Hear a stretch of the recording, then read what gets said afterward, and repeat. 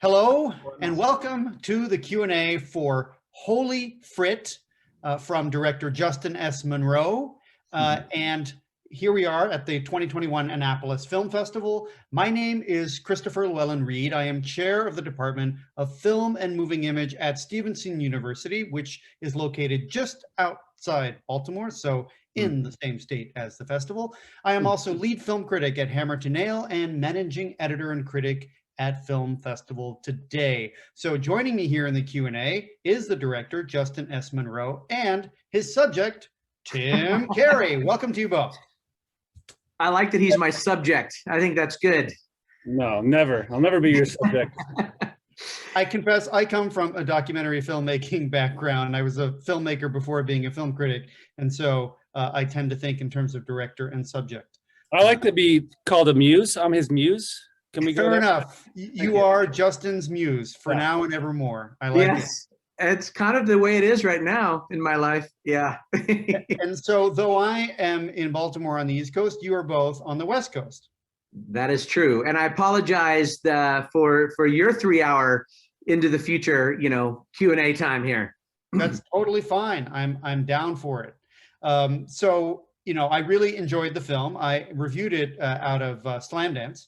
Yes. And I thought it was really, really quite fascinating. I knew nothing, not only about the traditional art of stained glass, but about this newfangled thing that you teach us about in the documentary. So I'd like to start with a pretty basic question, which is for you, Justin. How did you discover this topic, this story, and what part of it came first to you?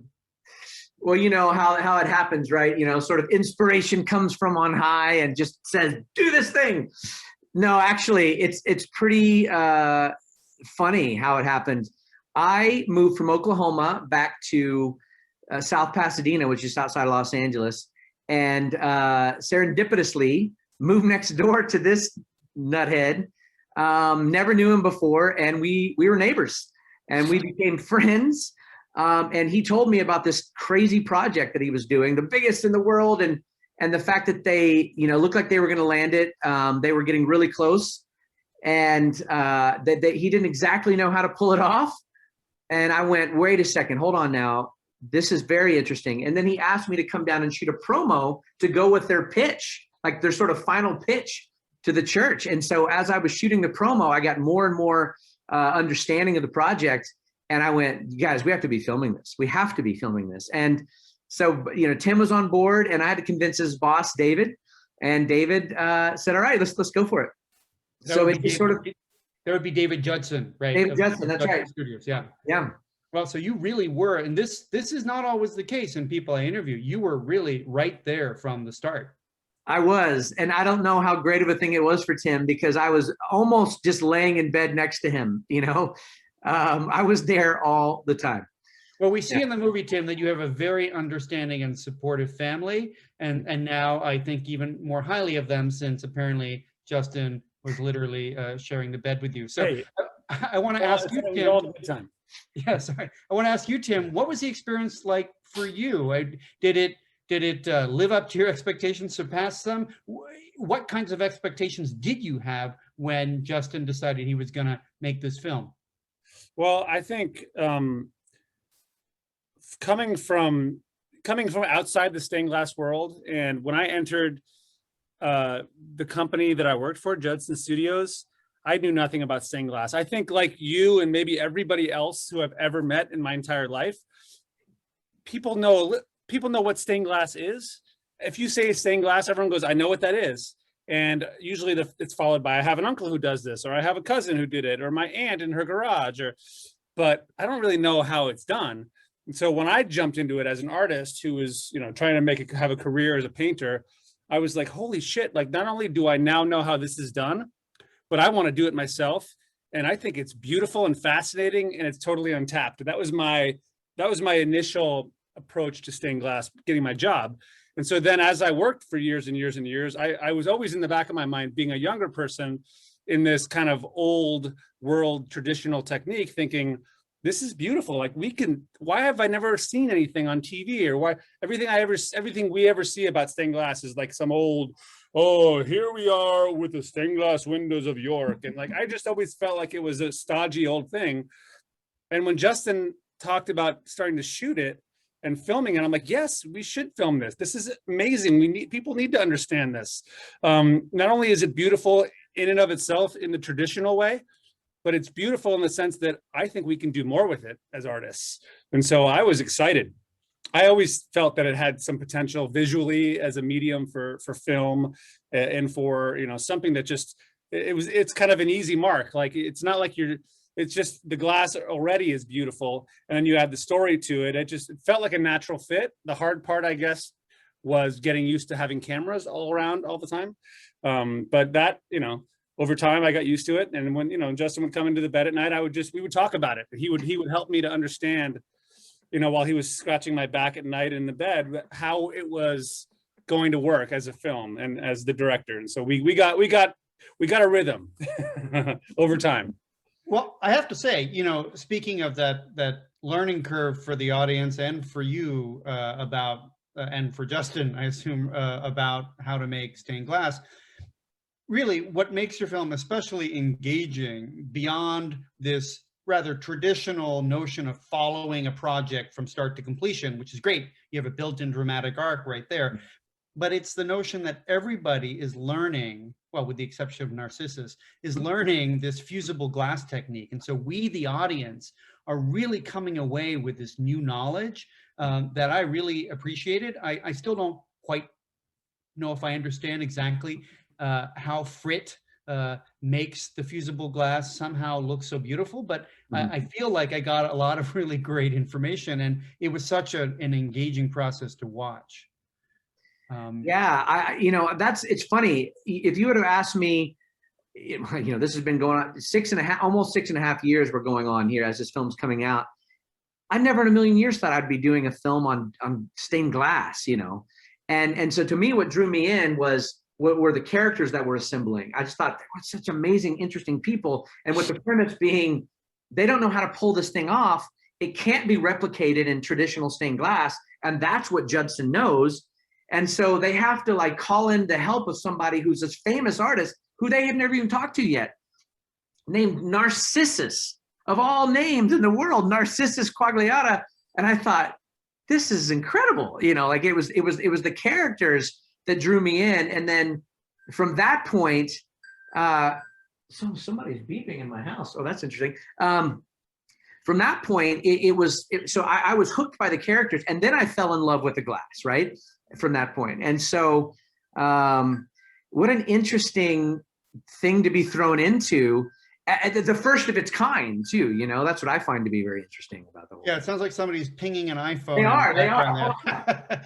So, you know, speaking of Narcissus, one of the really fascinating elements in the documentary, Tim, is your relationship with Narcissus, which is occasionally fraught.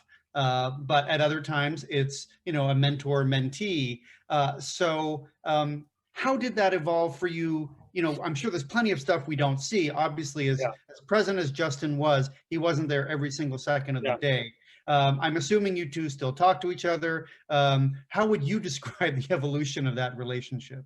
Well, it was very, very hot and heavy in the beginning, just to put it honestly. Like, he and I never would have thought this, because I never had a mentor as an art student or when I was in school. I had great teachers who I learned a lot from. In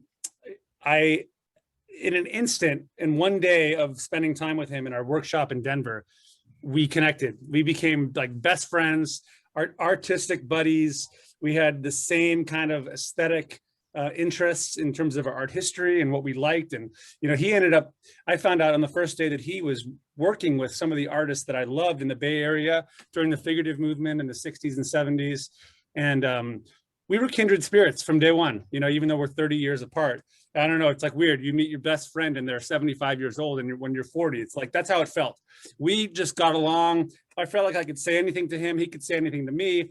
We could get mad at each other. We could fight. But at the end of the day, we came together like very like-mindedness, but also very different. Like, he was totally naturally, artistically, just, avant-garde in all these ways. And I was much more of a traditional, like, nerd about the stuff. So we had these really great balancing traits. And yeah, we still talk to this day. We text, we talk. He's in Mexico, and we will forever be connected on these techniques. And what we're trying to do is get them out there continuously.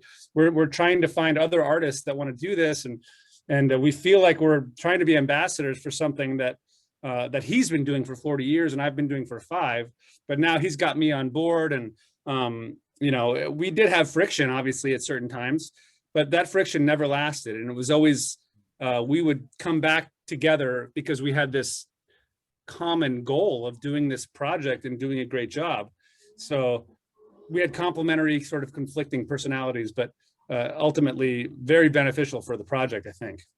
Well, indeed, it seems that way. Justin, what was it like to suddenly have this larger than life figure? I mean, everyone up to that point in the film is already filling the screen quite well. But what was it like to have this other element suddenly thrown into the mix?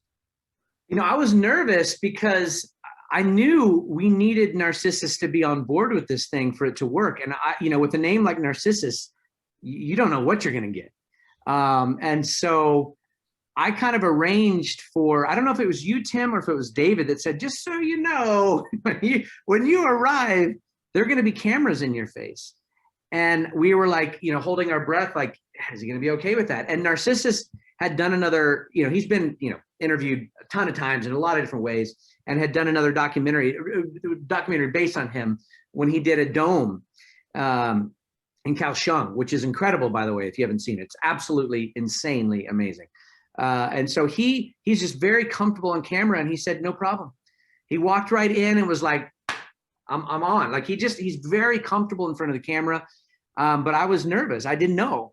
And we became very close, he and I. And so along the way, actually, I was able to film, and I still am, much of a sort of his life story. So we've been like kind of shooting off to the side and getting, his life story from 19 years old all the way to where he is right now, how he developed as an artist. And so I've been sort of chronicling that story along the way, because we found a real connection on this project. He was amazing, but I was nervous. Will that be your next film? Narcissus, the movie. Right. I think it's, as of right now, it's facing the monster, which is himself, and I think that is what Tim had to face in himself, is whatever you look into a mirror and you realize, can I pull this thing off? Do I have what it takes? And Narcissus, as amazing as he is, he was very vulnerable with us, and very honest. And I found that to be incredible. Such a huge personality, but yet so truly vulnerable. He's a real artist, and he faces the monster all the time, just like the rest of us. So, yeah. I like that title, Facing the Monster.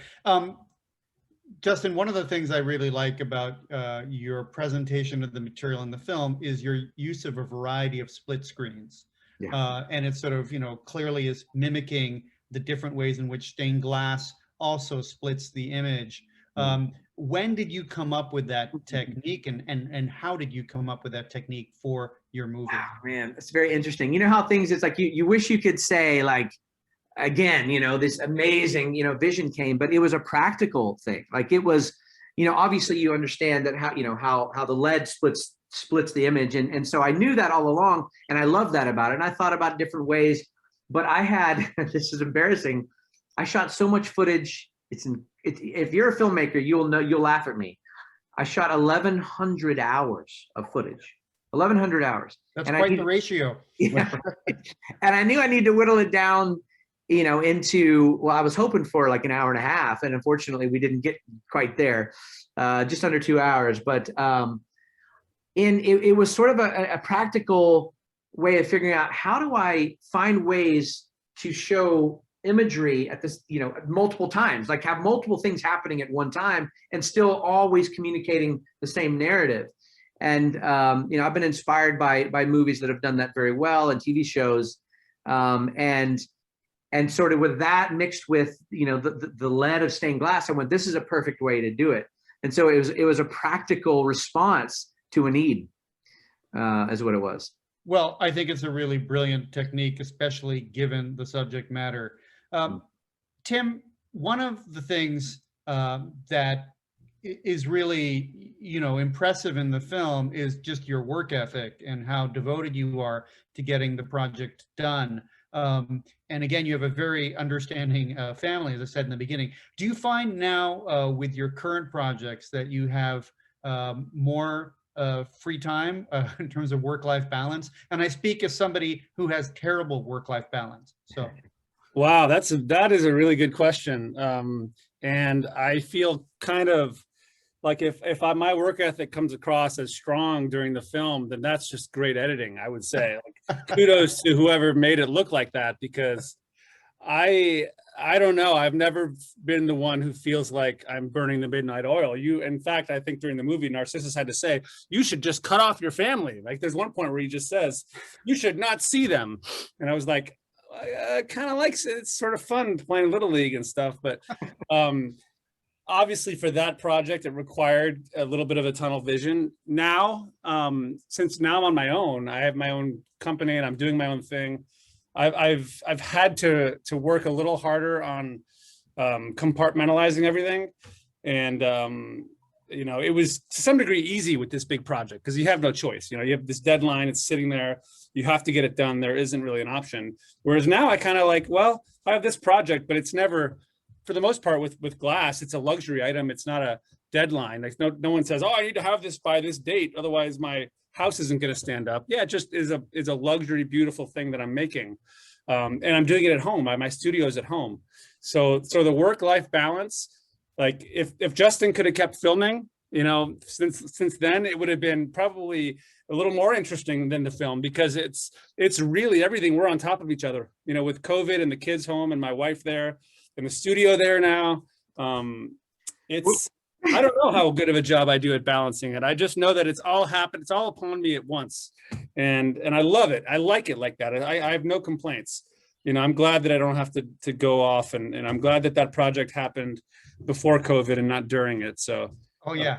Yeah. It's good because also then you wouldn't have had the people in the church able to go. Oh, and yes, appreciate exactly. the work. Yes. Speaking of which, do you think the church will ever arrange those speakers to be removable? And Okay, and I know Tim. I've watched the movie and I know you touch upon this, but I still cannot fathom why that would not have been a priority to make those speakers retractable, removable, whatever you want. There's a part in the film, I've seen it obviously multiple times now, where we're all sitting there. And I remember there's moments in your life where you remember what's going on in your head, and then you remember what you've chosen to say in that moment. And there was a time, and it's in the film, where I say, we're all sitting there looking at the projection, and I'm going, but is there an option that maybe the speakers can be retractable? And I'm still very sheepish because we don't even have the job yet. And now I watch that and I go, I wish I would have just looked at the guy and said, you are Adam fucking Hamilton. There will be no speakers in front of this window. Make it happen somehow, some way, somehow make it happen. That's what you do. You are the biggest and the best. And I didn't do that. And I wish I would have, because they were convincing me the engineers couldn't do it. And I just wasn't buying it. And I knew that it was going to be something that was going to be a problem. And I wish I would have pushed harder. And I think once it opened up and people, were overwhelmed by the glass and could move around, and truly, it's honestly not as bad in person as it is on film. If you see the window in person, you walk in there and, the speakers initially jolt you, but then you kind of move underneath them. And in 3 dimensions, everything kind of flows. But I do wish I would have pushed a little harder. Well, irrespective of the placement of the speakers, your work is truly, truly impressive. And I think that stained glass, and especially involving a technique that you were not familiar with at all before you took on the project, truly is a monumental, work, and you should be proud of it, as should everyone who was involved. So congratulations on that. Thanks very much. Because I got to tell you, I'm sure you know this, a camera cannot do it justice. It just can't. Seeing it, truly seeing it, and actually being able to go up behind it and standing next to this towering thing. It's like you're literally enveloped by a basketball court. I mean, that's what it's like, a basketball court of glass. It's hard to even describe how it feels. And you know, on a macro scale, it's huge, but to be able to get in close, I mean, every single piece of glass was a beautiful thing unto itself because of this technique. And that's something that they really, really, it's a mosaic of broken things that makes this beautiful monument, you know? I just find that to be such a telling thing, right? It's almost about humanity. I think that's how we are, how art is, right? How making a movie is. It's all these edited little bitty scenes, these edited little bitty moments that make up this tapestry. I found that to be like such a similar narrative to life and to what we do. So, well, and kudos to you for putting it in that way. Your film is many things, including a testament to the human spirit and the human striving to create art and to express ourselves in these profound ways. Gentlemen, I want to thank you both so much for chatting with me and, you know, in doing this Q&A for the 2021 Annapolis Film Festival. I wish you both great things in both personal projects and this movie. Thanks again. Thank you, Annapolis. Thank you. So now that this is over, I just want to say there's a chance I may want to transcribe this interview, this Q&A, which is an interview, and publish it at some point. I've got a lot of stuff on my plate right this week, but in the, you know, for Film Festival Today or Hammer to Nail, I want to know if that's okay.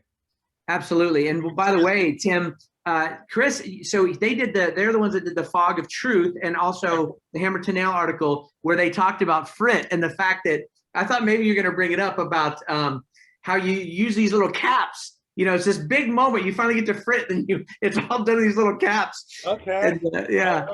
That was. I didn't mention the Fog of Truth because I'm trying to sort of step away from that podcast because it's so much work to do a podcast on top of one's regular life. But yes, it was technically the final episode of the Fog of Truth, of which I'm a part. It potentially will go on with the other guy, but we'll see. But yeah, we very much enjoyed it. And of course, the programmer from Slam Dance, Summer Garber, was with us on that episode. So yeah, cool. Absolutely. You can use it. I'm very grateful to you and your support. I mean, truly, it means so much that anyone's willing to watch what you've done, and then secondly, like, be interested in it in a deeper way, and then want to celebrate it. I just think that's amazing. So yes. Well. Yeah. Again, it's really a completely engaging film. Tim, it's great to meet you after seeing you in that movie. Enjoy your 3 extra hours in your day than I have. Yeah. We'll see you in the future. All right, cheers. Bye-bye.